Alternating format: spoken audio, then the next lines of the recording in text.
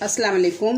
मैं हूं Syeda Mahreen Azeemi colour therapy and health के साथ। आज मैं आपको फूल मखानों के फ़वाइद बताऊंगी और इसकी एक स्पेशल खीर बताऊंगी।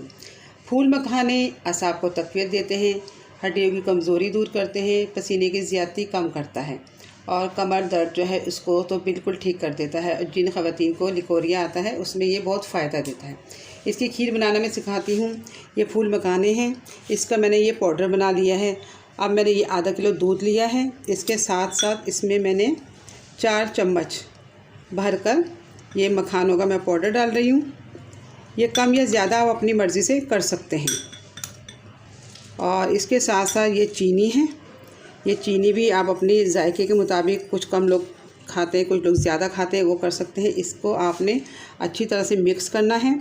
आधा घंटा आप इसको ऐसे ही भीगा रहने दें। उसके बाद आपने हल्की आंच पे इसको पकाकर खीर की तरह बना लेना है। मैं आपको खीर बनाकर दिखाती हूँ। मखानों की मज़ेदार सी खीर तैयार है। अब आप इसको खा सकते हैं।